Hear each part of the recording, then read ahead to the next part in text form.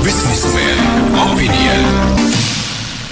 Oke, mitra bisnis, kami buka kembali ya segmen Businessman Opinion untuk Anda berpartisipasi baik di Jakarta, Solo, Semarang, Surabaya maupun yang ada di live TikTok.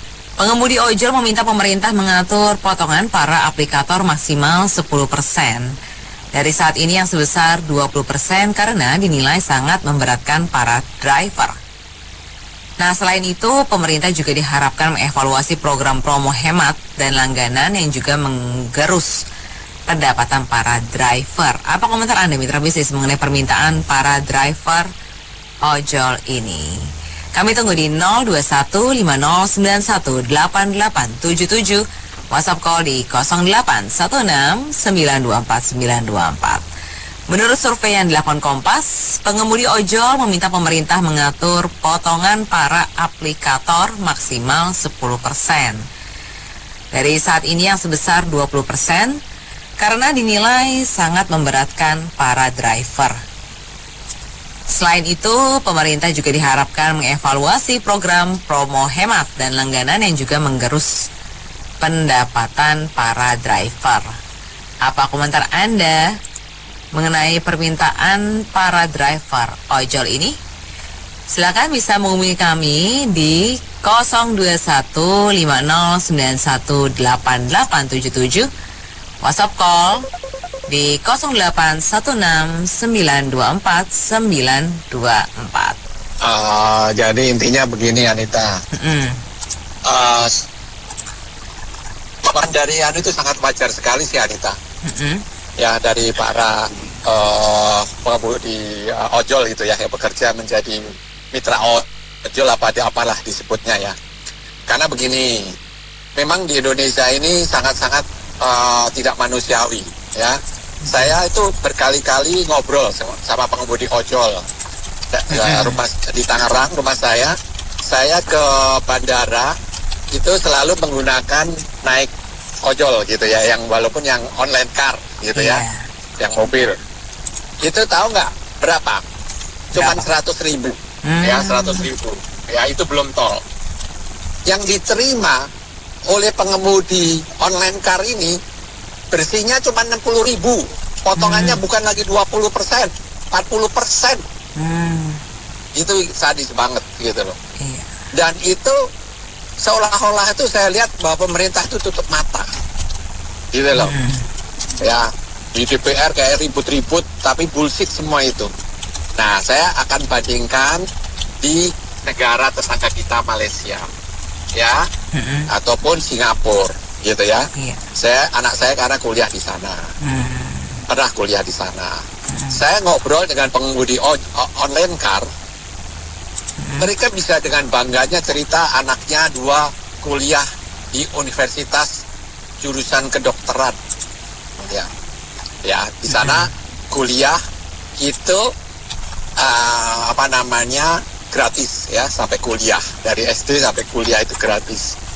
Nah, tetapi di luar itu dia hanya seorang pengemudi online car pun dia itu mendapatkan penghasilan yang cukup ya. Artinya kan tetap ada biaya-biaya yang lain ya. Jadi itu satu lagi, ada seorang pengemudi online car di Singapura. Itu saya baca.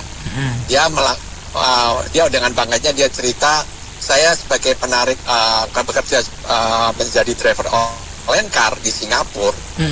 Walaupun kerjanya cukup panjang jam kerjanya, dengan bangganya saya bisa beli apartemen, walaupun bukan di Singapura, karena Singapura kan mahal-mahal.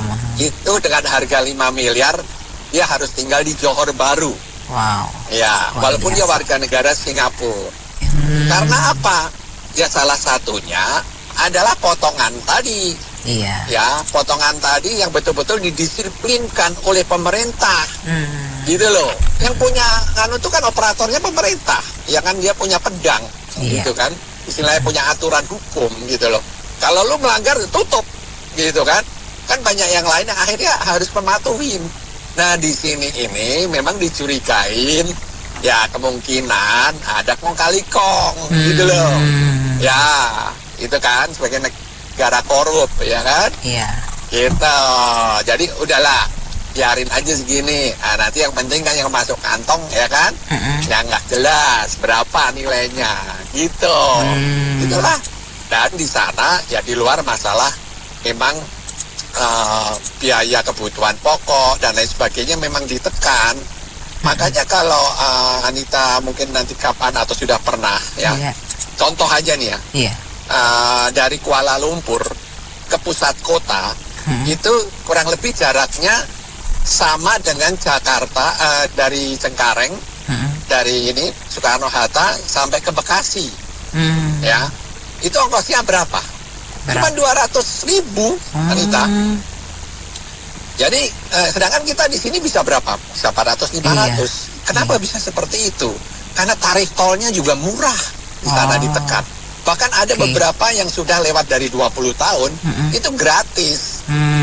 Sehingga kenapa mengakibatkan seperti itu? Termasuk BBM juga ditekan oleh pemerintah. Ya kan harganya. Sehingga para yang bekerja menjadi pengemudi online car ini membawa pulangnya tuh lebih gitu loh. Iya, lebih banyak, Iya. Jadi pokoknya yang penting mereka mau menghemat, masak di rumah, otomatis mereka akan lebih, nggak asal jajannya di mall seperti itu. Gitu.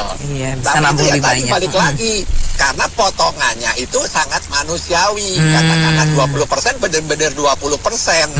Atau harusnya cuma 15%, ya benar-benar 15%. Beda di sini, 20% faktanya itu. Lebih yang saya pernah naik dari Bandara Soekarno-Hatta sampai kepada, terus masalah juga ini monopoli. Anita kalau seandainya naik Grab car itu dari Halim Perdana Kusuma nggak akan bisa, harus pakai taksi yang punya angkatan. Nah itu hal-hal yang kayak gitu. Ya. Baik. Nah, termasuk online car yang ada di Bandara Soekarno-Hatta itu kan masuk belakangan, ya kan? Dulu nggak boleh masuk. Itu harus menjadi member di online car bandara, itu harus bayar. Pertama masuk aja bayar 3 juta. Itu saya interview langsung kok ke pengemudi online car-nya. Gila nggak seperti itu? Oke. Ya, kalau saya nanggepin permintaan para driver ojek online itu sangat beralasan sekali ya, karena memang kalau saya juga sama dengan pengalaman Bapak yang sebelumnya. Jadi saya juga melakukan interview beberapa driver ojol, itu memang mengenaskan sekali potongan-potongan itu. Nah, kalau saya menduga saja, karena memang dari beberapa pengalaman di birokrasi itu ya, terus seperti yang disampaikan Bapak sebelum tadi itu, benar sekali kalau mau masuk ke area airport aja Bandara Soekarno-Hatta itu harus membayar sangat mahal sekali untuk bisa menjadi atau boleh beroperasi di sana, dan itu masuknya kemana juga nggak jelas. Ke kantong siapa, benar ke pemerintah apa kemana, nggak jelas gitu. Jadi kebanyakan ya lagi-lagi para oknum ketemunya gitu. Nah, jadi basic sekali untuk masalah ini sebenarnya mentalitas para pejabat itu memang ya masih belum berubah, perlu direformasi mentalnya ya, terutama mental para pemangku kekuasaan yang diberikan wewenang itu memanfaatkan kesempatan.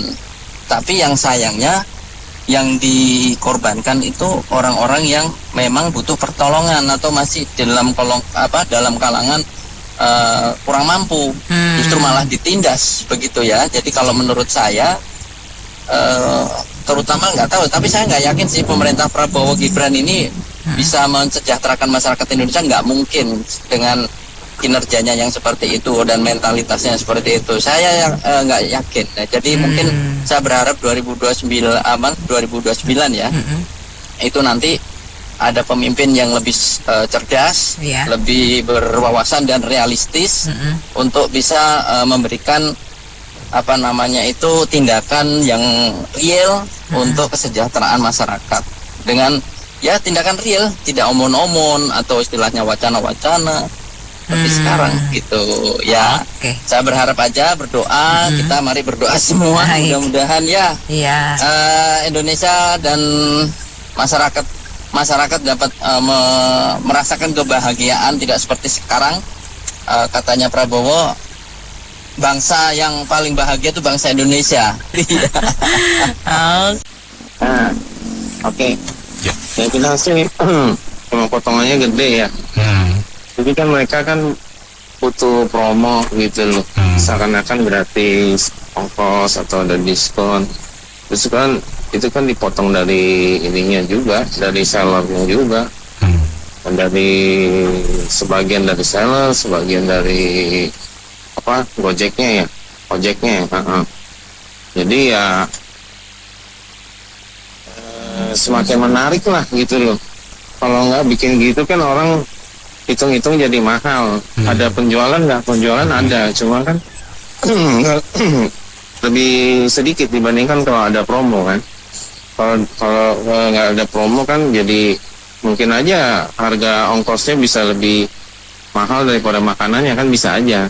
Bisa aja kalau misalnya dia musuhnya jauh banget gitu kan, bisa aja. Jadi kalau menurut saya sih solusinya jangan tergantung aplikasi lagi. Iya, misalnya ada orderan gitu, dia pesan sama Gojeknya langsung aja, pesanin, udah itu yang talangin ya Gojeknya dulu, udah itu ya emang sih tergantung kepercayaan aja gitu kan. Jadi dia nggak lewat aplikasi, jadi dengan dipotong aplikasi gitu. Ada beberapa juga yang udah misalnya kirim barang itu juga udah nggak lihat aplikasi karena mungkin udah percaya atau gitu. Ada juga, jadi dia juga nggak dipotong, dapatnya lebih banyak, dan untuk seller juga lebih murah. Karena saya lihat sih, karena semakin persaingan semakin tinggi gitu ya. Karena kuenya terbagi banyak ya. Ojolnya juga laba. banyak. Bahkan saya bilang kadang penjual pun nggak dapat lebih, ya kita kan nggak bilang laba bersih ya, tapi kalau dilihat dari laba pembagiannya itu kadang seller itu bisa dapat lebih kecil daripada ini loh, aplikator loh. Barang sekarang murah-murah banget Mas Santo, ada yang 500 rupiah, ada yang berapa ribu gitu kan. Ya kan, ya bayangin aja kalau misalnya seller itu mau dapat untung berapa gitu, berarti kan dia udah ditekan harganya banget. Malah kadang ada sesekali ada yang nombok sehingga terpaksa harus menaikkan harga. Iya. Cuma saya nggak tahu juga. Sekarang kan kayaknya agak-agak promo gratis ongkir ada yang kayak dibatasin gitu. Mungkin yang buat luar kota atau yang jaraknya jauh gitu. Itu agak berat. Jadi kita harus bayar tambah dikit. Cuman sih saya melihatnya sih ya kalau misalnya kalau yang dekat-dekat gitu ya bisa pesan langsung ke kurirnya, ya mendingan gitu aja sih. Soalnya ya dengan banyaknya potongan-potongan itu ya jadi mahal gitu loh. Harus ada yang ngalah. Entah bagian siapa yang harus dikurangi gitu aja Mas Anto. Kayaknya kita capek deh kalau bahas soal transportasi online gitu kan. Karena apa? Karena pemerintah sendiri itu tidak punya nyali gitu loh. Nggak punya nyali. Kenapa saya bilang begitu? Kalau misalnya pemerintah itu punya nyali, pemerintah tuh siapa sih? Sekarang yang sebenarnya yang bertanggung jawab siapa? Perhubungan atau komunikasi? Ya kan? Nah, sekarang begini, kita tuh udah capek untuk bahas transportasi online. Saya bilang pemerintah nggak punya nyali, gitu loh. Hanya cuma janji-janji doang, gitu kan? Sudah jelas sekarang kehidupan ojol sendiri kalau nggak salah pernah dimuat oleh Kompas ya saya bilang ya, saya baca gitu bahwa kehidupan ojol itu semakin berat, gitu kan? Pemilik baik itu mobil maupun motor, gitu kan? Sekarang tuh kita itu mau dibawa apa? Mau dibawa kemana aplikasi ini? Kalau memang aplikasi ini sudah tidak ada manfaatnya bagi masyarakat Indonesia, terutama yang saat ini pekerjaannya itu non formal, bubarkan aja, gitu kan? Ya. Tutup aja. Sekarang seperti Grab sendiri aja masih kantornya di mana? Bukan di Indonesia kan? Katanya sudah disomasi, dia suruh berkantor waktu zamannya Pak Jokowi kalau nggak salah, itu sudah disomasi supaya berkantor di Indonesia. Kalau tidak mau, Grab akan ditutup, betul nggak? Ya. Tapi kenyataannya sampai sekarang detik ini mana? Gitu kan? Jadi sebenarnya sistem mereka ini, transportasi online ini berlapis. Kalau bicara soal kemudian pengurangan 10% jadi 10%, kalau bisa 5% jadi 5%, gitu kan? Jadi pendapatan ojol, pendapatan driver, teman-teman driver itu lebih besar, gitu kan? Sekarang kalau misalnya dibilang, oh itu nanti penumpang mahal, ya itu resiko penumpang dong, benar ya? Itu kan? Kan namanya jasa, nggak bisa kemudian jasa diobral. Jasa sendiri dia butuh perawatan motor, butuh perawatan kendaraan, mobil, motor. Itu kan nggak murah, apalagi spare partnya sekarang, gitu kan?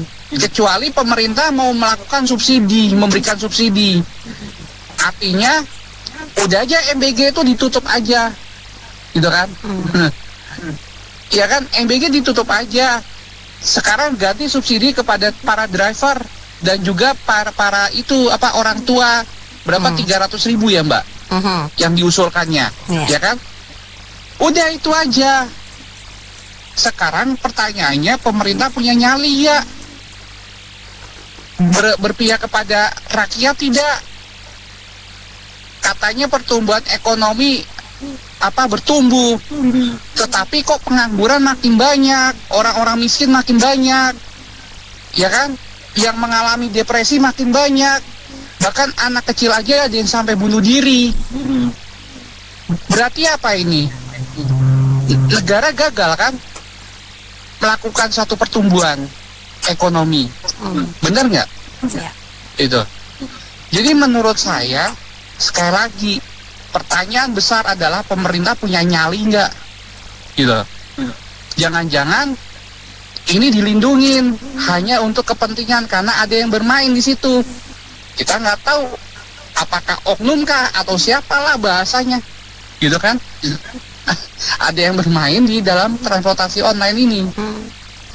Kalau nggak 10% kan, atau mungkin kalau nggak 20%, mereka kan jelas tidak dapat untung kan? Sama kayak permainan di MBG, ya kan? Saya tahu bisa-bisanya dalam waktu 10 bulan modal bisa kembali dan mendapatkan untung yang besar. Logikanya dari mana? Gitu kan? Kalau itu tidak permainan, sama kayak transportasi online. Jadi bagi saya, terus pemerintah didesak oleh teman-teman driver, kalau perlu jangan 10%, 5% minta atau 2%, itu. Jadi sisanya lebih besar yang mereka dapat. Itu aja Mbak. Ingin melihat dari sisi regulasi ya. Iya. Jadi gini, pengemudi ojol ya. Sebenarnya sih menurut saya ya, pemerintah harusnya nggak boleh terlalu dalam campur dalam hal ini gitu. Karena gini, apalagi sampai mengatur nggak boleh promosi, nggak boleh bikin diskon segala macam, itu nggak boleh. Jadi saya contohkan gini, umpama ya, saya ini pemilik platform. Saya membeli sebuah gedung, kemudian saya bikin bisnis digital, ya kan, dalam hal ini platform digital ya, gitu. Terus kemudian ada penyewanya dan ada pengunjungnya konsumen. Penyewa, jadi platform ini adalah penghubung antara penyewa dengan pengunjung atau konsumen. Penyewa berarti ke saya sebagai pemilik platform. Iya. Begitupun dengan pengunjung, konsumen. kalau dia mau masuk itu sudah tiket juga, dia harus bayar ke saya juga, iya kan gitu. Jadi mungkin ini aja ya. Jadi kalau misalkan dari sisi pengemudi ojol ini, mitra mengatakan bahwa mereka dipotong lebih dari 20%, bisa jadi ada kesalahpahaman. Mungkin fee yang dibayarkan pengunjung atau konsumen ke platform itu karena fee tersebut itu adanya di retak mitra. Jadi mungkin si mitra ini menganggap itu punyanya mitra. Padahal harusnya itu punya platform. Dari pengunjung, konsumen kasihnya ke platform sebenarnya. Kayak gitu ya gitu. Jadi gimana saya sebagai pemilik gedung, ya kan sebagai orang yang menyewakan, kemudian saya diatur sama pemerintah. Terus kemudian yang menyewa ke saya, mau ngatur saya juga. Suruh pemerintah ngatur bahwa saya nggak boleh berikan diskon dan bla bla bla kayak gitu. Ini kan jadinya jadi pemerintah harus hati-hati ya, kalau mau revisi ini harus hati-hati. Karena gini, kalau menurut saya, maaf ya, bagi saya sebenarnya pengemudi ojol itu menurut saya bukan mitra. Maaf, karena gini, dalam konteks bisnis ya, mitra itu tuh berbagi tanggung jawab, berbagi risiko, berbagi keuntungan, berbagi modal. Jadi sama-sama memiliki peran yang saling melengkapi untuk mengembangkan usaha. Jadi mitra di sini memiliki peran aktif dalam kepemilikan usaha. Jadi bagi saya sebenarnya pengemudi ojol ini nggak boleh sebenarnya dikategorikan mitra. Di beberapa negara seperti Inggris, Belanda, Spanyol, Singapura, Malaysia, Selandia Baru, mereka itu pengemudi ojol itu adalah pekerja. Kalau di Singapura itu disebutnya ada yang pekerja, sebutnya nih, pengemudi ojol itu istilahnya nggak sepenuhnya pekerja lepas, tapi nggak sepenuhnya juga pekerja tetap. Gitu. Jadi mereka, karena mereka semua ini statusnya pekerja di negara-negara lain ya, jadi mereka mendapatkan fasilitas seperti pekerja, dapat THR, dapat asuransi ini itu, dapat upah segala macam dapat. Jadi kalau menurut saya sebaiknya sih kalau ini kayak gini nggak akan selesai. Iya kan, nanti kalau misalnya pemerintah tengah-tengah, kalau pemerintah menguntungkan dari pengemudi ojol, nanti malah merugikan dari platform, ya kan gitu. Jadi istilahnya lebih baik diperjelas status ojol di Indonesia itu sebenarnya pekerja atau mitra. Karena waktu Februari 2025 itu Menteri Tenaga Kerja pernah bilang status ojol itu sebenarnya adalah pekerja bukan mitra. Jadi sekarang ini lebih baik dipertegas gitu. Dan dari sisi pengemudi ojolnya apakah tahu kalau nanti mereka jadi pekerja bukan mitra. Nah itu yang harus diselesaikan sama negara kita. Oke. Banyak nggak ngerti ya teman-teman di ojol itu, saudara-saudara saya, kalau mereka itu bukan buruh, jadi mereka kurang mengerti. Peraturan buruh kan nggak berlaku bagi mereka. Jadi kemitraan kayak orang buka warung, makanya saya bilang menyedihkan. Nah itu satu hal. Tapi begini deh, anggaplah mereka ini sudah melebihi jumlah pegawai masing-masing BUMN. Katakanlah Pertamina berapa jumlah pegawainya, mereka udah lebih. Katakan BUMN PLN berapa jumlahnya seluruh Indonesia, oh mereka lebih. Apa coba sebut? Pabrik garment berapa yang paling terbesar buruhnya, mereka lebih. Apa yang terbesar apa lagi? Garuda, Garuda kecil. Apa coba? BUMN apa yang paling besar? BRI atau Bank Mandiri? Perbankan aja. Ya, tapi jangan semua, satu aja. Bank Mandiri, jangan semua BUMN. Jangan semua BUMN. Satu BUMN sebutkan gitu. Bank Mandiri kah? BTN kah? Dibandingkan sama Gojek atau Grab. Iya kan? Iya. Nah, sekarang pemerintah coba introspeksi diri. Kalau pemerintah tidak bisa sediakan lapangan pekerjaan semacam yang dilakukan Grab atau Gokar atau apa namanya Gojek atau Grab ya, Gojek atau Grab, diakuisisi aja, diambil aja itu saham Gojek atau Grab itu, salah satu, jadikan BUMN, iya kan? Kan itu perusahaan-perusahaan itu kan ada untungnya juga.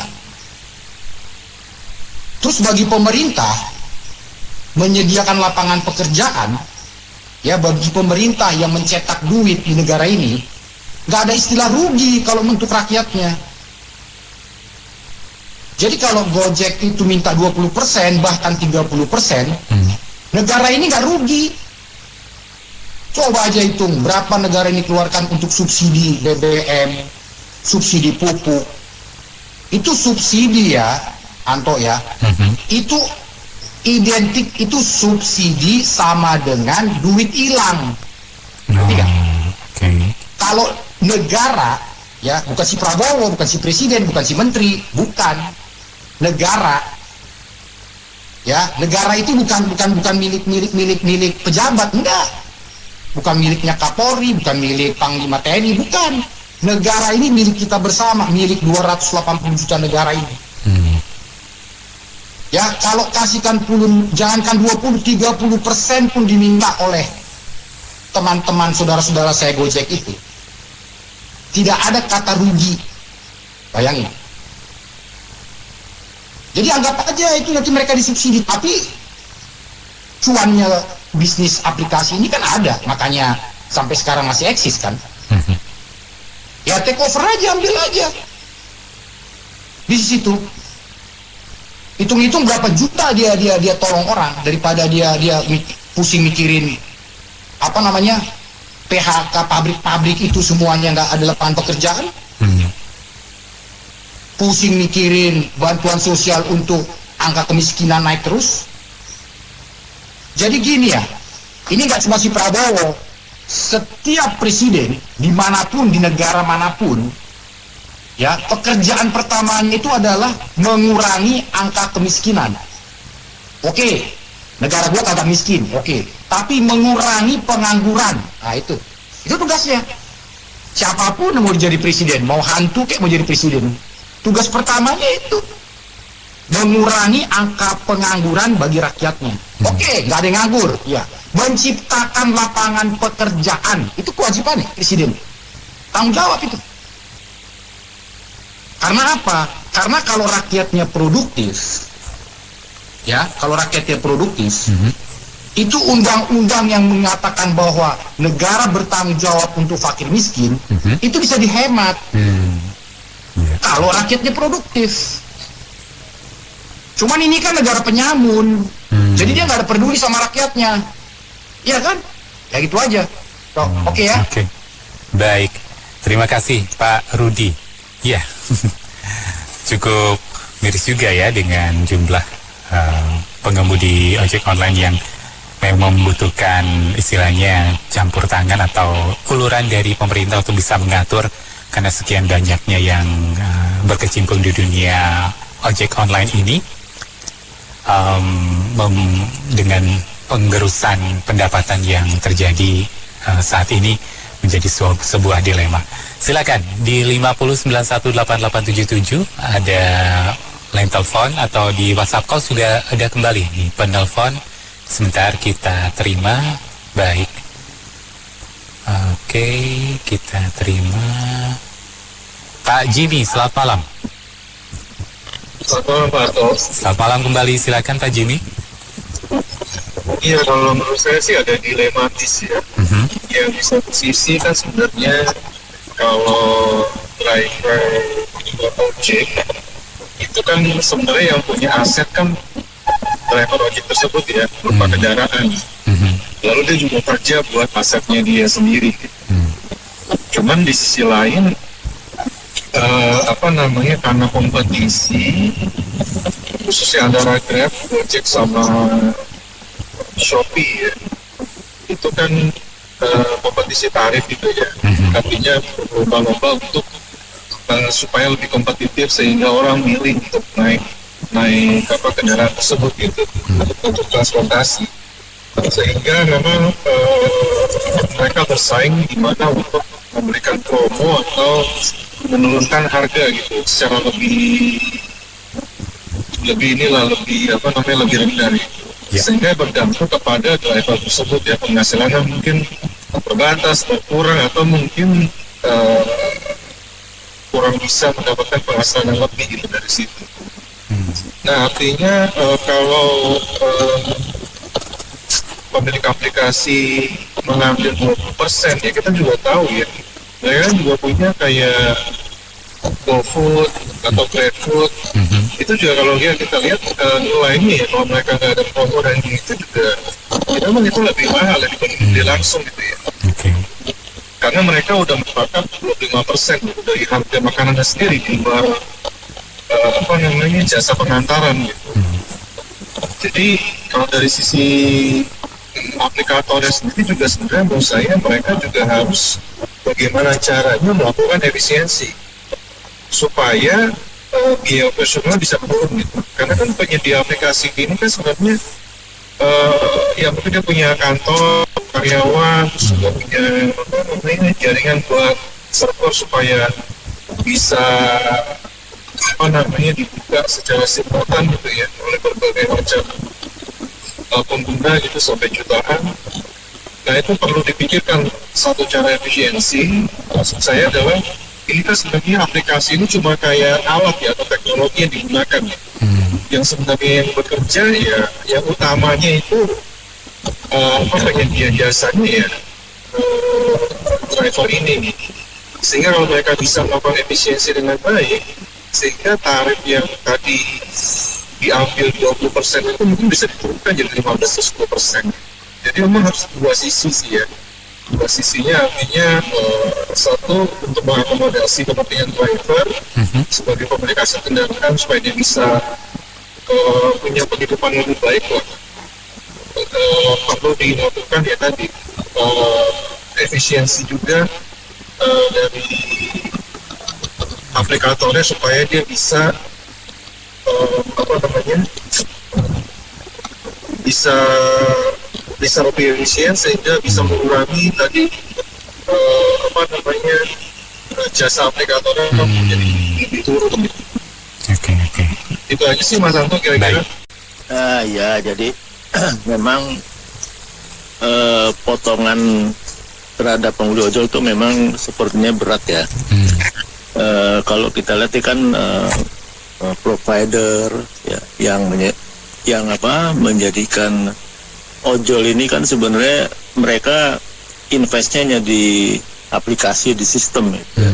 Sementara ojol sendiri yang invest kendaraan, dia maintenance sendiri ya kan, ganti mau bahan bakar, mau oli, mau ban gitu, yang kan juga cenderung tuh harganya naik gitu. Sementara kalau kita lihat si provider ini kan sebenarnya dia memang relatif investasi hanya di situ aja gitu. Artinya bisa jadi udah tahun keberapa nih ya mungkin udah BEP lah harusnya ya, karena mungkin juga pemerintah karena ini menyangkut hajat hidup orang banyak ya, baik ojol maupun masyarakat pengguna ya, memang harus entah itu auditnya dibaca lah, jadi bisa ditentukan, jadi yang inilah yang fair lah ya. Karena sama-sama harus menikmati keuntungan juga, tapi juga jangan salah satu yang lebih untung, salah satu yang dirugikan, termasuk masyarakat tentunya. Nah, kalau memang ada promosi-promosi kan yang untung juga masyarakat gitu kan. Jadi ada persaingan juga di situ gitu loh.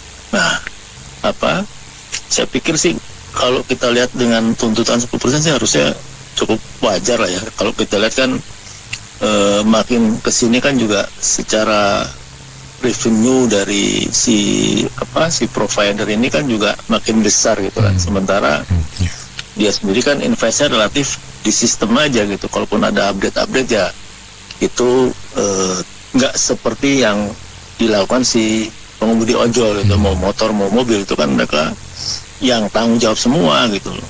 yang kalau kita juga kalau jalan tambah macet, mereka juga sementara harus bersusah payah gitu kan. Nah ini juga perlu diperhatikan. Nah saya pikir 10% bisa jadi malah juga kebanyakan gitu ya. Nah ini juga tentunya pemerintah harus lebih tegas gitu. Jadi jangan masuk angin lah gitu. Harus benar-benar, karena ini terus terangan menyangkut hidup orang banyak ya. Berapa ratus ribu pengemudi ojol dan berapa juta orang yang memanfaatkan fasilitas ini gitu. Jadi semuanya harus yang inilah yang fair, yang semuanya everybody happy. Kalau memang di atas 10% sampai 20% bahkan mungkin lebih, tentunya di salah satu pihak yang dirugikan gitu. Jadi kedepannya kan nggak bagus. Kira-kira itu aja mas dari saya. 7 juta ya, 7 juta kalau diganti robot, waduh. Gimana tuh robot kalau di Indonesia kira-kira seminggu error kali orang tahunnya banyak motornya robotnya berhenti maju. Robot belum bisa Manena. Itu kita mungkin nunggu Singapura dulu. Singapura kan tahun ini kan katanya 2026 mulai uji coba. Itu pun kayaknya saya juga kemarin kan ada yang berita anak kecil ya ditabrak kan ya di Singapura tuh ya WNI itu. Ya berarti kan di situ kan berarti agresif juga. Saya juga pernah lihat di YouTube, bukan di YouTube, di Facebook sih, yang tentang Singapura terlalu lintas kayak gitu. Itu serem-serem juga loh kalau taksinya bawanya gitu. Jadi belum lah, mungkin masih lama ya. Jadi diganti robot masih tenang aja. Mungkin 5 tahun lagi belum lah ya. Nah, tapi kalau misal soal potongan, ya menurut saya kalau bisa ada kenalan gitu, misalnya udah sering ngantar kan, misalnya toko ini kan sering ngantar, ya udah kalau percaya tokonya, ya kita nggak usah lihat aplikasi gitu loh Manena. Banyak gitu yang kayak gitu. Kita kan sering ditawarin juga oleh mereka karena fotonya terlalu besar. Jadi mereka kakak lihat aja deh berapa itu di aplikasi, nanti tapi nggak usah pakai aplikasi gitu karena saking mungkin ya mereka mau mencari. Tapi kan begini menjadi curang karena satu pihak merasa tidak terpuaskan dengan kondisi ini kan, begitu kan? Ya paling itu yang nggak semua lah ya bisa diitukan. Maksudnya kan ada yang bisa dipercaya, ada yang enggak kan. Maksudnya nggak semua orang bisa pakai kan. Ya mungkin salah satunya caranya itu. Cuma kalau dibilang enggak, ini saya nggak mau ngomong merek lah. Ada loh beberapa dipesan gitu ya. Nggak datang. Nah kan kadang kita dikasih tambahan nih Pak gitu. Betul. Nah baru mau jalan. Jadi ada juga yang minta tip kan. Nah padahal dekat, beda-beda gitu loh Manena. Iya. Jadi kalau saya lihat sih, kalau arah-arahnya ini ya jadi kayak gajinya rendah mengandalkan tip atau tambahan. Gitu. Iya, betul. Nah makanya kalau dan terlalu banyak 7 juta katanya kan, sehingga dia orderannya semakin sedikit kan, karena kan dibagi begitu banyak orang kan. Nah makanya takutnya nih kalau dia bertambah lagi, ini gimana, makin sedikit lagi kan penurunan. Mungkin Pak Setiawan mungkin karena itu atau ini saya nggak tahu, semakin orderan semakin turun, ya gimana kita bertahan gitu ya. Sementara spare part ya kan, segala macam kalau rusak itu kan naik ya Manena, ban segala macam. Dan itu ditanggung sendiri oleh pemilik kendaraan karena mitra kan. Ditanggung sendiri. Makanya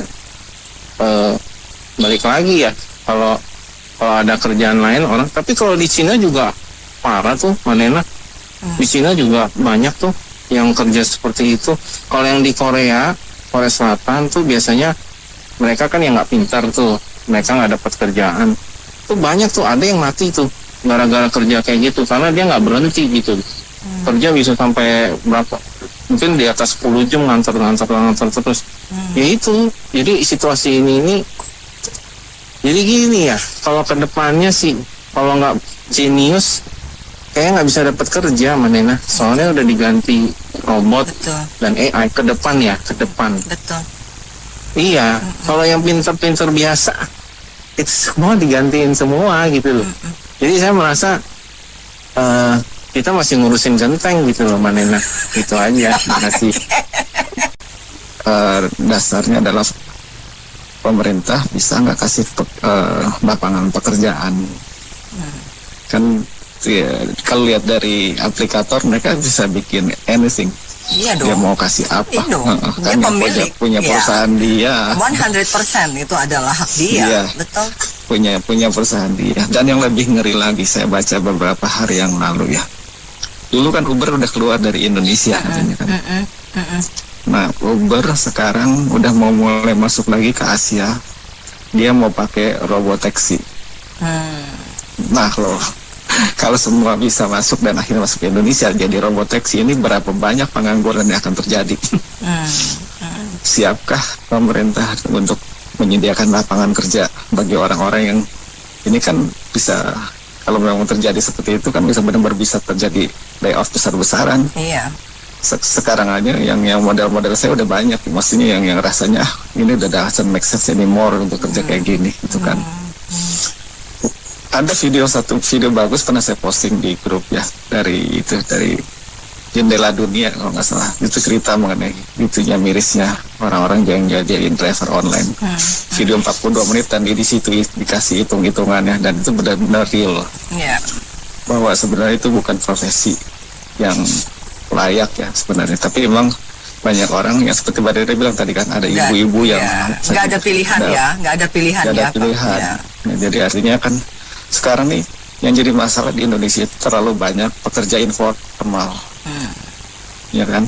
Di samping ojol ada juga yang lain-lain kan, yang jadi TikToker lah, live itu kan sebenarnya kan itu pekerjaan informal yang mungkin satu waktu bisa digantikan oleh AI.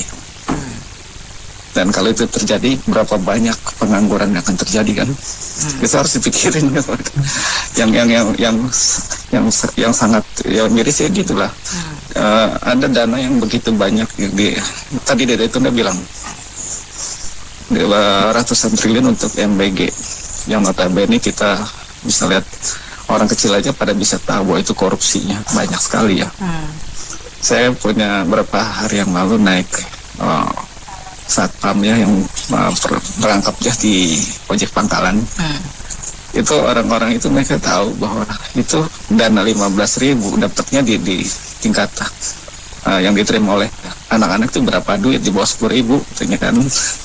Jadi memang banyak pemborosan yang terjadi dan memang menurut Ferry Tuhian kan harusnya cuma sekian kecil sekali, nggak sampai 50 triliun kali ya itu ya, nggak sampai 10 triliun bahkan itu yang untuk MBG. Tapi kan kalau dana itu dialihkan, tapi dia itu udah bilang itu benar, kalau itu dialihkan itu menciptakan lapangan pekerjaan, satu proyek yang besar yang benar-benar tidak dikorupsi, itu kan banyak sekali lapangan kerja yang bisa diserap.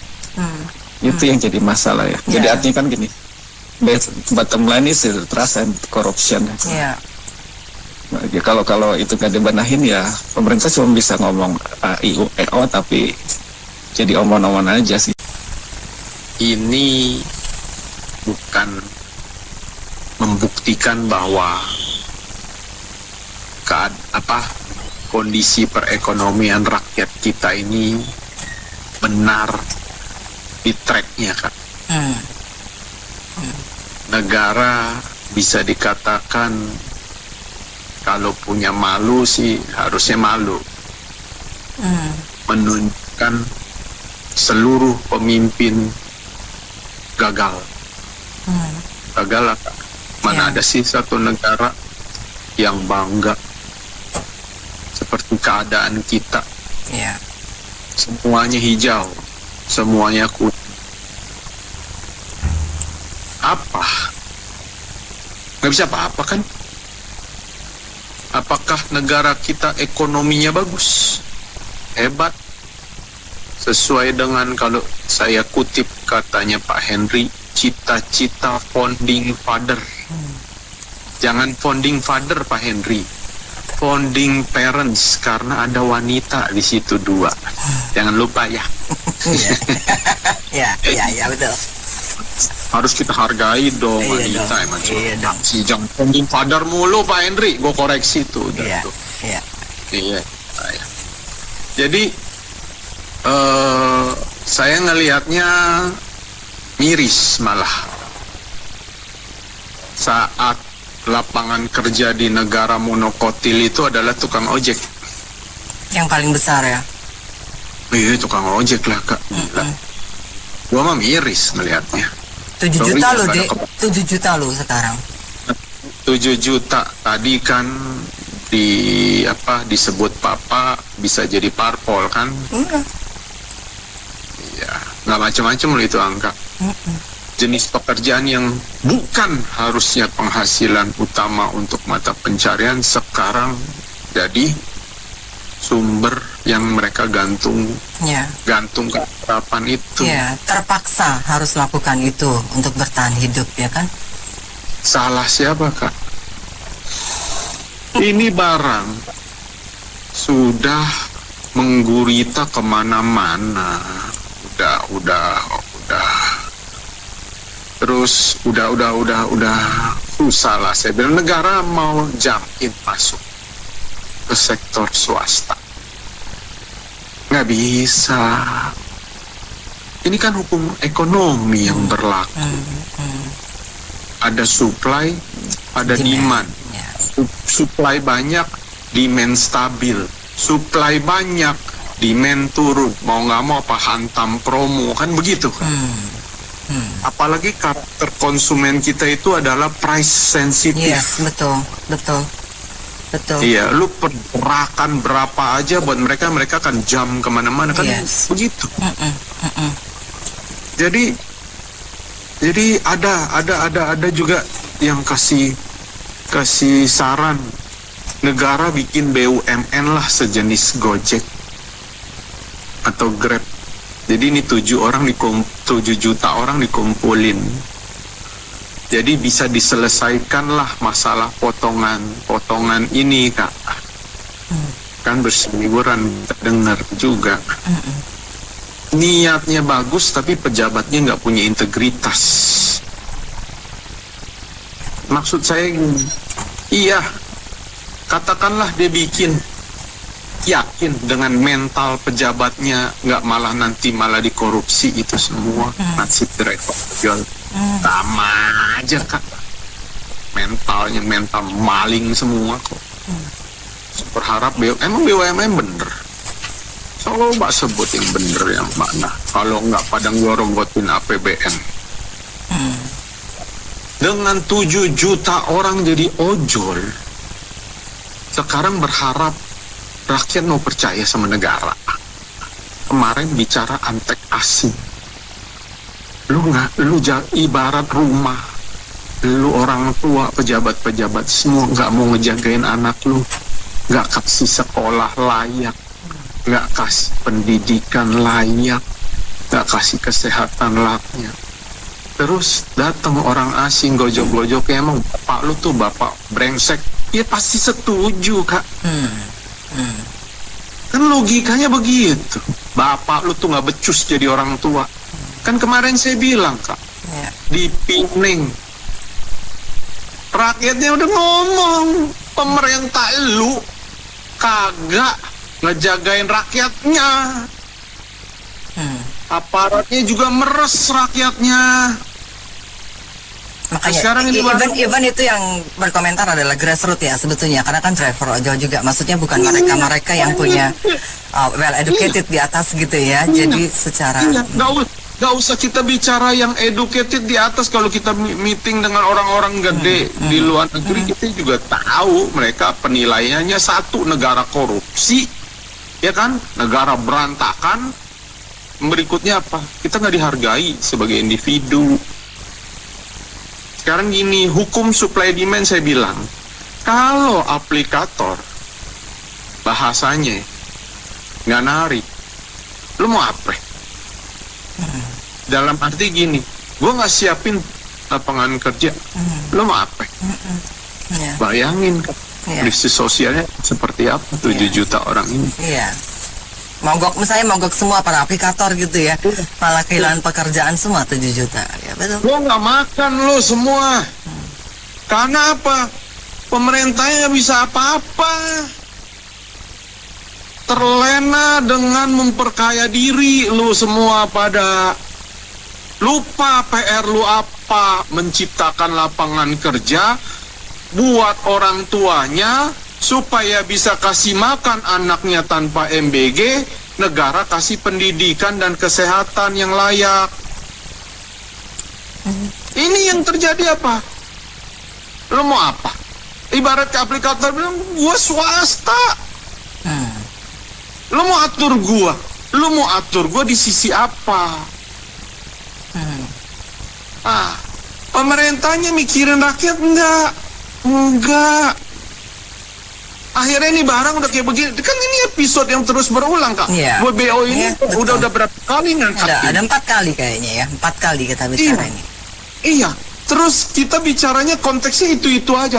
Saat aplikator bilang, oke, gua kasih lo potongan 10, tapi nanti ada biaya pemrosesan, ada biaya ini itu yang lo nggak tahu, lo juga bisa apa? Secara hukum dia benar. Iya, yes, betul. Saya nggak membela aplikator.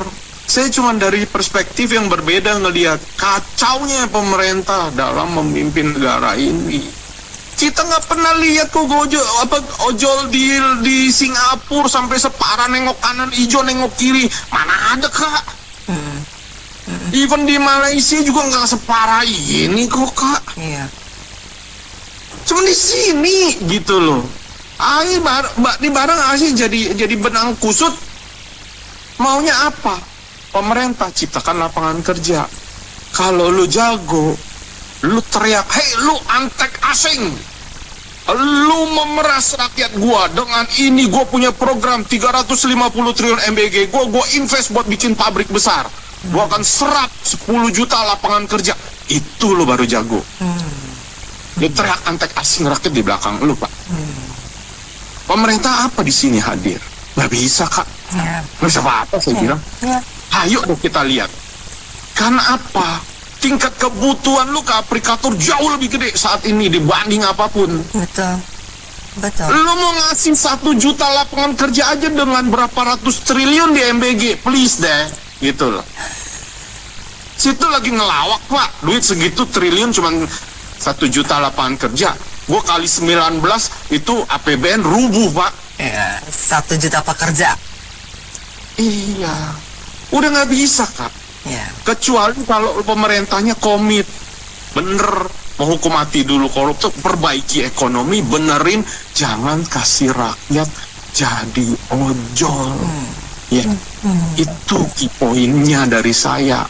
Ya, topik ini kan dibahas dengan ojol. Pertama, bukti kegagalan pemerintah dalam memberikan lapangan pekerjaan, bukan jumlah pekerja ya. Lapangan pekerjaan. Kalau jumlah pekerja mah SPPG juga berhasil. 1 juta nambahin ya SPPG ya. Ya, maksud saya kalau lapangan pekerjaan, let's say tukang parkir depan mall apa itu kalau lapangan pekerjaan, UMKM ya nggak. Kemudian tukang antar barang ya nggak. Nah, mesti itu ada jenis lapangan pekerjaan, bukan jumlah. Kalau jumlah mah sorry to say, gue bikin kue aja itu yang terlibat banyak banget ya, tukang jual tepung, mak-mak yang jual pala, gula itu petaninya, petani gandum, importir. Nah, belum lagi yang kutip-kutip kan, gitu. Nah, maksud saya begini, bukti kegagalan pemerintah. Kedua, tidak melihat peluang usaha itu loh. Peluang usahanya apa? Oh, laris tuh motor listrik, ya nggak? Laris tuh pemakaian listrik, ya nggak? Sampai ada yang kemarin disebutkan waktu dia ke Malaysia, kok bapak pakai BBM bahan bakar kagak pakai listrik? Ya, dia ketawa yang negara kita, kalau nggak salah saya dengar ya. Benar-benar Dede Tony bikin cerita ya waktu di Pinang.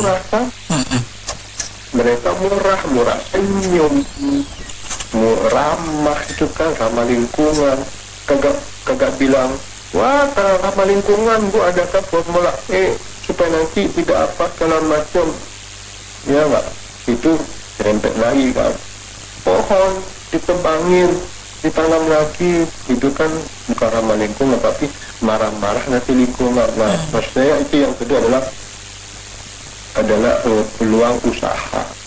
Kenapa saya peluang usaha? Bikinlah aplikasi, pemerintah punya dana banyak kan, kita negara kaya.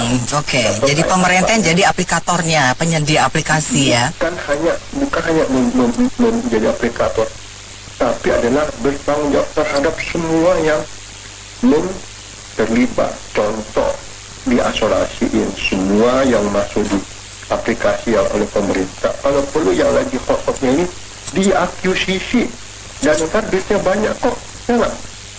Jadi Gojek, apalagi Grab, saya sebut brandnya, Grab, itu semua diakuisisi oleh pemerintah. Hanya one brand, ojol pemerintah.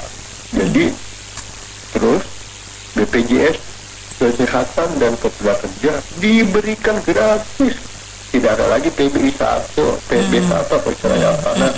Yang terakhir saya ngomong, pemerintah hanya membuat regulasi yang tadi disebutkan, tidak pernah melibatkan yang melaksanakan. Kan biasanya begitu kan, lu bikin regulasi, lu yang jalani, terserah lu deh, yang penting gue udah nggak kerja.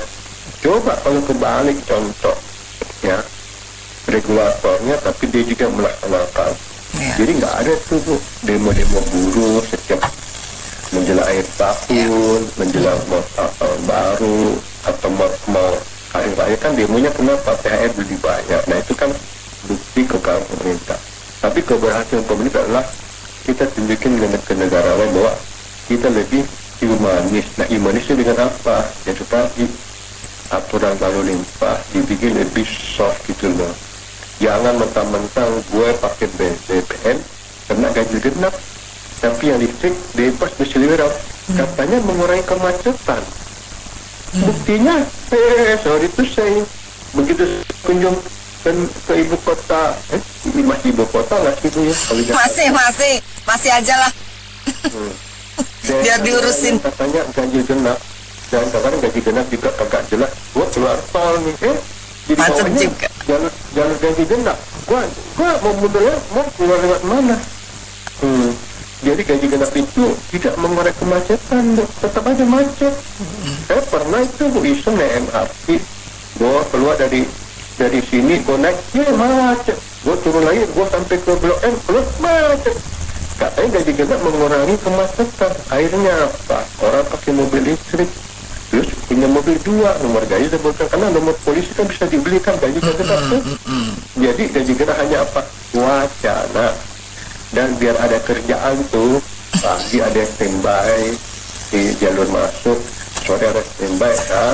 Nah, ini adalah bukti kegagalan pemerintah. Saya berharap dan antara melihat ini peluang usaha, bikin aplikasi yang sudah ada diakuisisi, jadi nggak ada lagi demo ke gedung ke gedungnya Grab, ke gedungnya Gojek, langsung ke Danantara. Kalau perlu demo ke Hambalang, demo ke Tanah Bogor, demo di mana, itu satu tujuan adalah kesejahteraan dan keselamatan ojol. Ngomong-ngomong, kok lagi tunggu ojol tapi katanya menjampe, kenapa? Dia bilang, Pak, jauh Pak. Iya, bulan juga kelihatan Pak, tapi gak bisa nyampe, kelihatan. Iya, jadi selama berjuang demi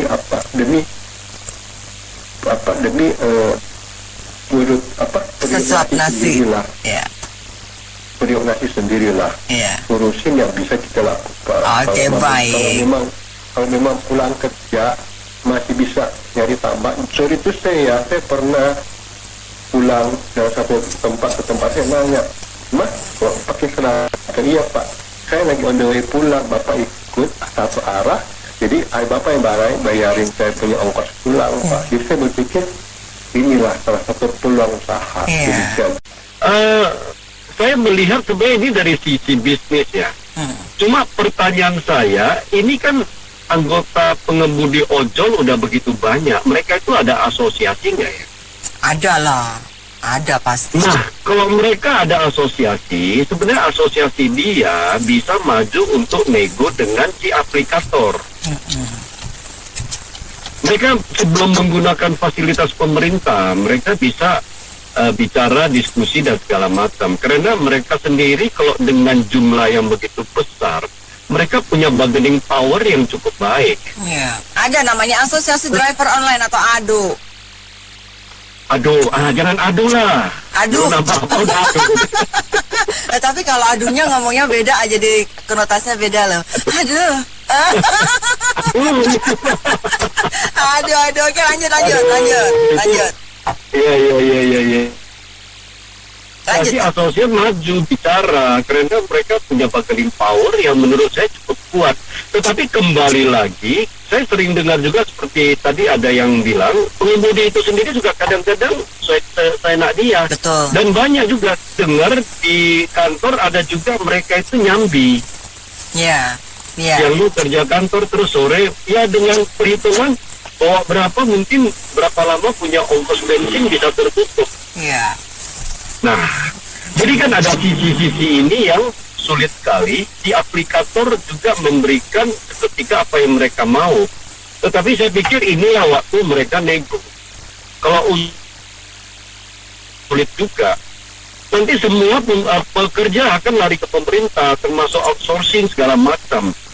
Tetapi kita harus mengatakan Indonesia atau kota-kota besar memang apakah ini salah kaprah atau apa ya? Pengemudi ojol ini seolah-olah udah menjadi sumber penghidupan, mengatasnamakan kesulitan bekerja dan lain-lain, kesulitan pekerjaan, lowongan kerja. Sehingga ini ojol pertama yang paling menguntungkan siapa? Industri produksi motor, manufacturer. Indonesia itu salah satu surga buat industri produksi motor, kendaraan roda 2. Iya.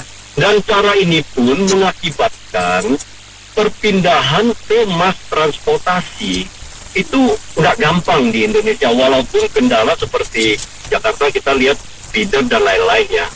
Memang pemerintah setempat daerah harus memperbaiki. Tetapi motor ini mengakibatkan kita berpindahnya itu sulit. Beberapa negara-negara lain kalau kita lihat Singapura, mereka itu bawa mobil online ya, apa sebutnya sih, bukan motor ya. Itu jangan kira mereka itu hidupnya itu berkekurangan loh. Itu hasilan tetap buat mereka. Bahkan kadang-kadang mereka itu kalau yang seperti itu ya sekedarnya aja.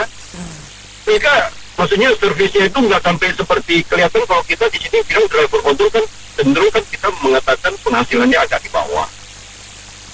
Nah, si pengemudi ojol itu pun mereka harus berkreasi, memberikan servis dan menawarkan yang lebih baik kepada aplikator untuk menaikkan grade mereka. Jadi kalau sedikit-sedikit melalui pemerintah, saya nggak yakin pemerintah mau turun tangan, karena nggak gampang. Ini kan bisnis to bisnis, B2B kan sesungguhnya. Ya karena mereka mitra ya. Mitra. Jadi saran saya pertama asosiasi maju dengan bargaining power kamu yang tentu kalau kamu bisa ya separuh dari pengemudi itu ikut di Anda. Tetapi kalau enggak ya percuma juga asosiasi aktual. Jadi ini bagi negara, saya mengatakan sebenarnya motor itu adalah salah satu angkutan yang tingkat keselamatannya itu resiko terjadinya kecelakaan itu paling tinggi. Ya. Seharusnya kendaraan ini bukan menjadi moda transportasi besar di Indonesia. Tetapi ya karena karakter orang kita gampang, mudah beli motor 500.000 DP, lantas cicil segala macam. Dan bagi industri ya menghasilkan bergerak terus. Jadi saya pikir pemerintah itu intervensinya itu bukan sekedar kalaupun mau ya, bukan sekedar di ojol, tetapi di industri ini bagaimana win-win itu semua. Tapi ya terus terang saya lihat nggak tahu lah ya, mungkin pemerintah juga nggak ada waktunya kali ya. Kalau lagi ngurusin genteng, lagi ngurusin genteng. Betul, mendingan urusin genteng lah, ketahuan. Ya kan, daripada urusin ginian gitu. Ojeknya nggak ada, betul, si pengemudi itu harus independen. You harus bisa di atas kaki sendiri. Kalau lu anggap pekerjaan ini tidak baik, ya ganti, upgrade diri dari pekerjaan lain biar semakin baik. Ya. Saya ngomong di sini ya, kalau mau ojol ini diperhatikan, bikin partai, bos. Ya. Partai ojol. Ya. Oh, tapi langsung masuk gitu ya, langsung masuk quorum karena sudah memenuhi syaratnya. 7 juta bro. Langsung masuk. Nanti pasti diperhatiin, lu ngomong apa pasti diikutin, ya, diturutin. Itu. Jadi kita ini udah rusak, ya. Iklim politik, iklim ekonomi, mikirnya. Coba, ojol ini cuma berjuang 10% dari ongkir, ya. Potongan. Itu cuma berapa duit? Ya. Jadi pemerintah ini kan harus menyediakan satu iklim investasi yang fair buat semua. Buat aplikator, buat driver, buat consumer. Ya, pemerintah dapat pajak dari situ, ya. Ya, tapi kan begitulah ya. Kan tadi saya bicara komisaris dan wamen itu yang sahabat, terus siapa yang bayar? Pajak. Ya. Jadi udah dibikin tidak ada equilibrium yang fair ya, yang sustainable. Wah, ini nanti kalau terbuat teriak-teriak, mereka juga ngomong, oh ya buat subsidi deh, ya, subsidi atau diskon-diskon yang sebelumnya kita dapat ya dari investor ya yang bakar duit itu ya. Itu nggak bakal sustainable, nggak bakal berjalan terus-terusan, ya kan? Ya. Suatu unit bisnis akan berlangsung terus kalau dia ada profit yang fair, ya. Oke, kalau ada high tech mungkin dia marginnya lebih tinggi, tapi ini kan kelas rakyat banyak, kelas biasa gitu loh. Jadi pemerintah harus jadi wasit yang fair. Yes. Ya, betul. Tapi kalau itu tadi saya usul, kalau Anda mau kejar yang sesuatu yang lebih bikin partai. Papa, kalau 7 juta nih ya Pak, ini ada yang bilang Pak Osman keren, ide brilian partai ojol. Papa, kalau 7 juta itu dia bikin partai, bisa masuk 10 besar partai di Indonesia loh. Paling kecil PAN 10,9 juta ya, paling gede si PDIP ya. Paling kecil itu ojol bisa masuk 10 besar loh. Menentukan kebijakannya nggak Pak? Iya, satu suara sekarang udah berapa? Udah goceng gitu.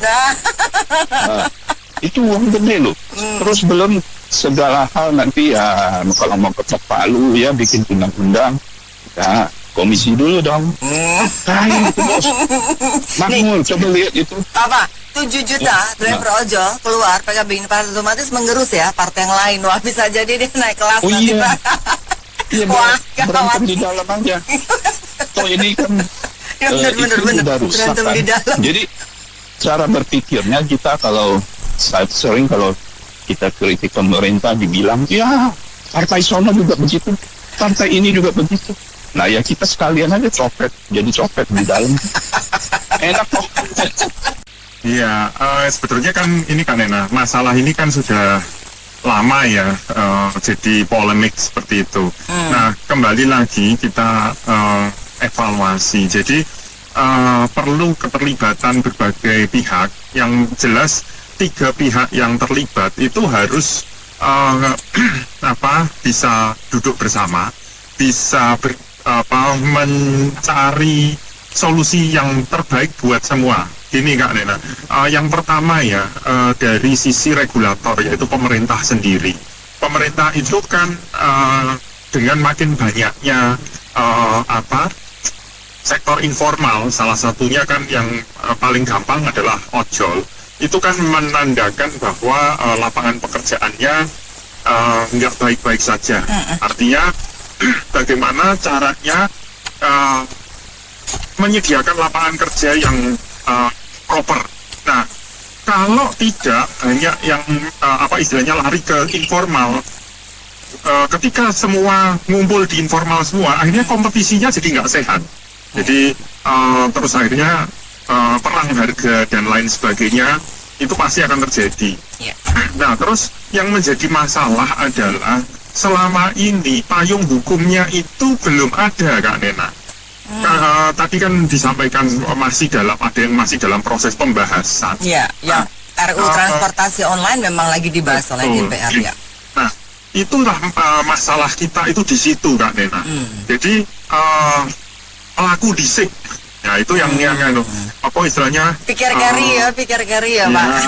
Kerjakan dulu, nanti kalau ribut baru dibahas di belakang. Itu yang pertama. Yang kedua yang selalu menjadi kendala adalah apa? Transparansi. Ketika mengambil satu keputusan itu seringkali tidak melibatkan pihak-pihak yang berkepentingan. Jadi langsung diputusi sendiri. Akibatnya apa ya? Ketika itu diundangkan, diberlakukan, akhirnya ribut lagi. Dan nanti terus akhirnya ada pembatalan, ada revisi dan lain sebagainya yang makan banyak waktu, banyak tenaga, banyak biaya. Terus yang kedua adalah memang dari sisi aplikator. Aplikator sendiri itu memang balik lagi ya kan, masalah pelik di negeri kita adalah transparansi.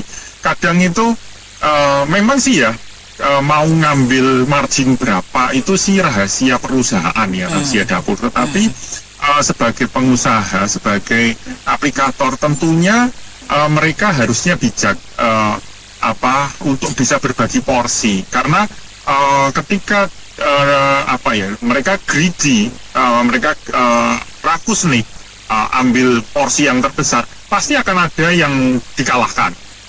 Jadi termasuk ya itu tadi para driver yang semakin terjepit. Nah, dari sisi drivernya sendiri memang ya itu saya kurang paham ya Kak Nena, tetapi memang bagi mereka mungkin nggak ada pilihan ya, karena mau nggak mau, suka nggak suka, cuman itu yang jadi tidak mau, suka tidak suka ya, itu yang jadi ladang penghidupan ya.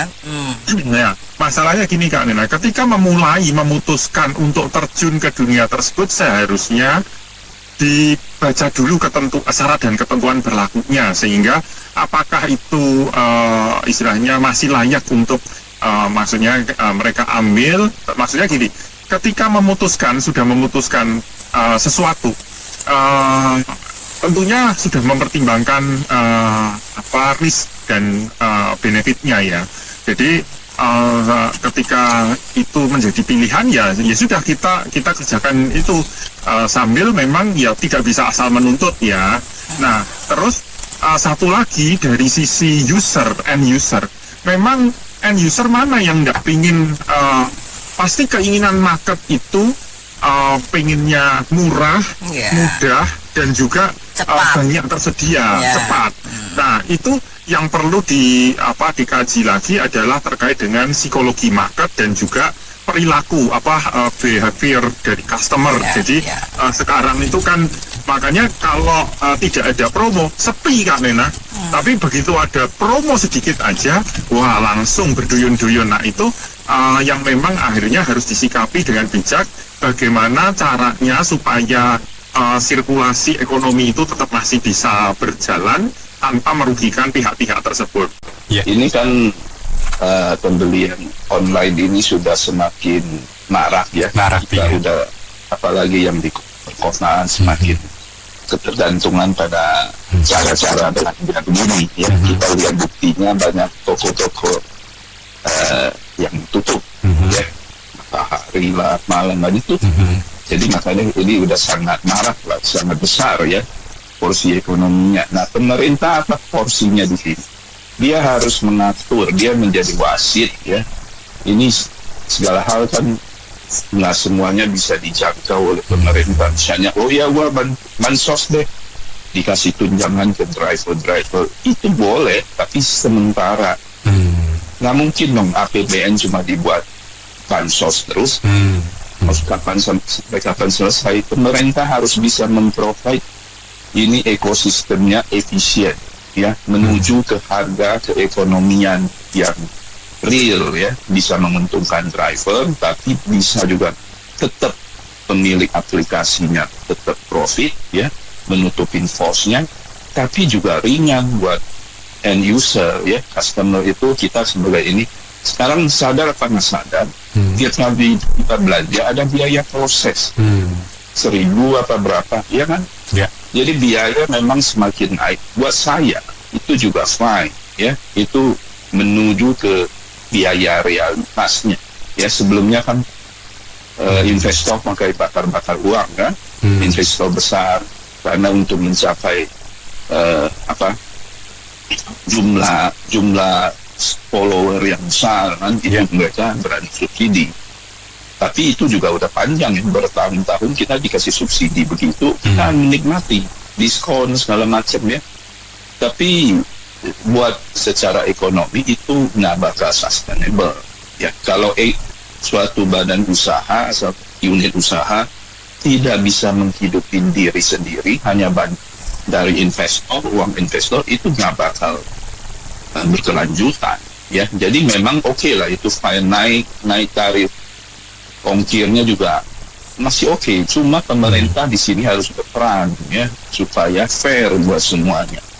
Kita lihat contoh ya, kenapa di makanan kita kalau jalan-jalan ke Penang atau Kuala Lumpur, makanannya murah ya, 15.000 rupiah masih bisa makan enak, kenyang ya. Saya ini udah susah di Jakarta ketemu 15.000 ya, warung pinggir jalan aja susah.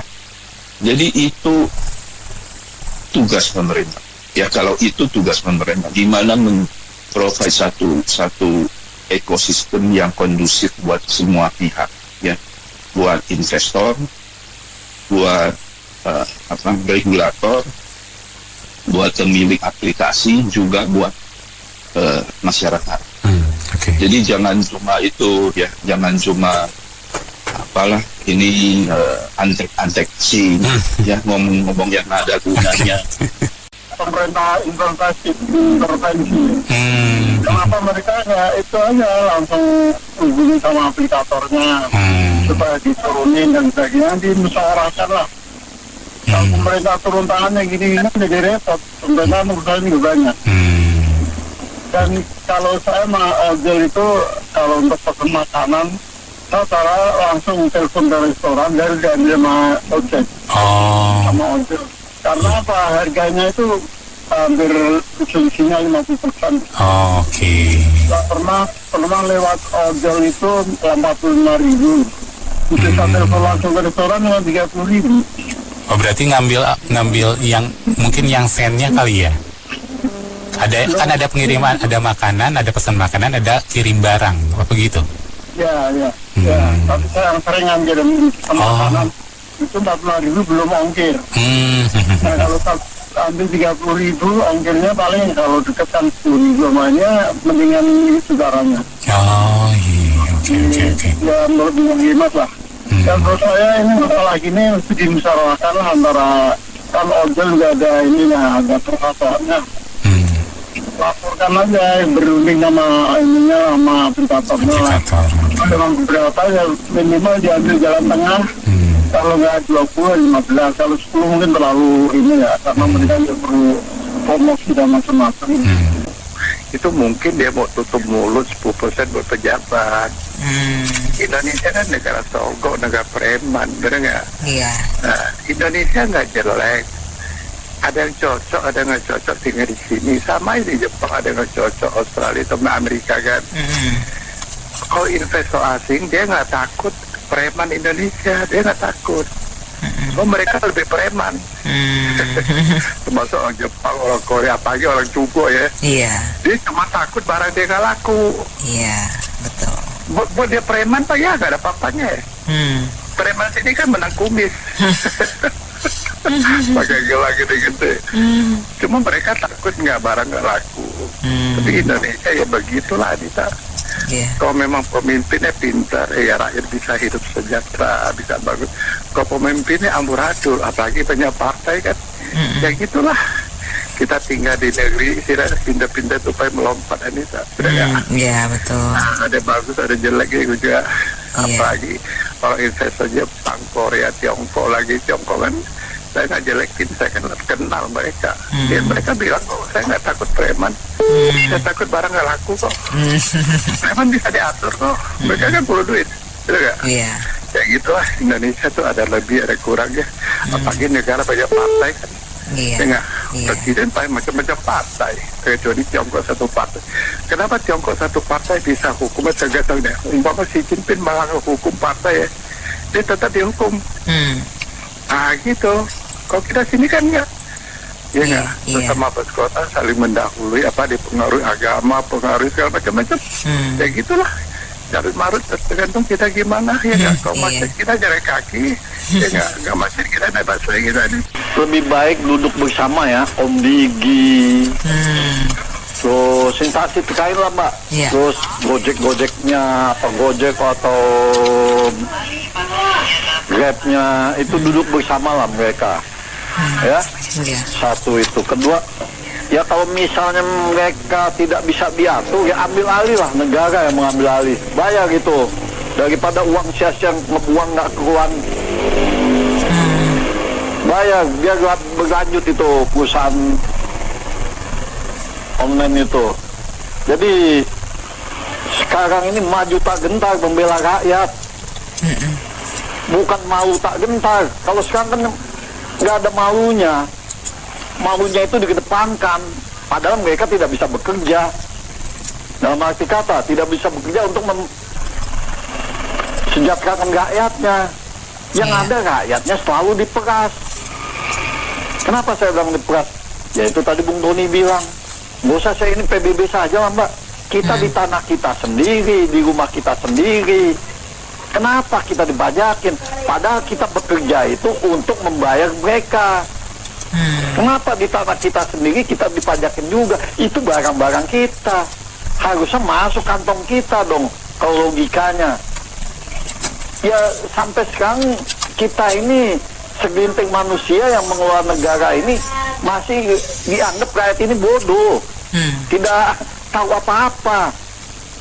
Sebenarnya harusnya mereka malu dengan cara-cara mereka bekerja ini, menganggap rakyat ini bodoh, karena mereka itu secara kasar bicara, maaf saya bilang, ini merampok dengan dalil begini begitu, tapi tidak dikedepankan untuk kepentingan rakyatnya ini.